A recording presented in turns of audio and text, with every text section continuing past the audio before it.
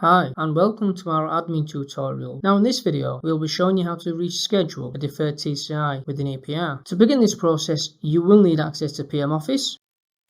All SOPs for this process can be found via the EPR SOPs desktop icon. Once you've double-clicked onto the icon and navigated through to the appropriate trust, you can either locate the appropriate SOP by going into the applicable section, or you can do a document quick search located at the top of the screen.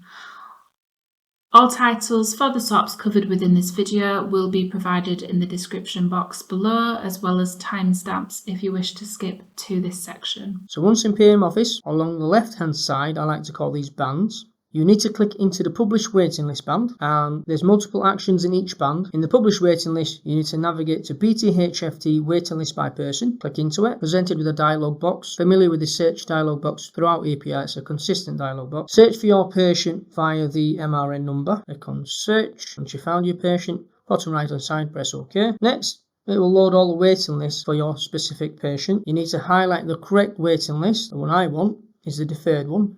So if I scroll to this side and I look at the inpatient and it's this one I want, I'll make sure it's highlighted. Simply right click on it and reschedule. So from that waiting list, it shows it has been cancelled at some point. So that's why it sits on a deferred waiting list in Publish Waiting List band on PM Office. Now, once I click on reschedule, it's telling me there's a current associated active encounter. Would you like to retain this association? And that is simply yes. You'll come up with this appointment attributes box. All the red asterisks are mandatory fields which you need to populate if required. So at this point, you're on the booking page of Chatbook. You've got the appointments at the bottom, the availability at the bottom if you navigate around your calendar. So we're going to pick the next available or the next agreed TCI date, which is suitable, and I'm going to schedule, and this will again provisionally book the appointment by turning like a pinky salmon colour. Press confirm. Well, to take you to the confirm window, at the moment you're in the general tab, TCI location, select, endoscopy level 2, and then again, letter to print services, you would press yes in the live system, and that will send a letter off a tab. You must enter the appointment TCI date and the TCI time. Once your appropriate fields are populated there, you simply press schedule and comment is very important. It leaves like if any investigations are pending, it is a minimum requirement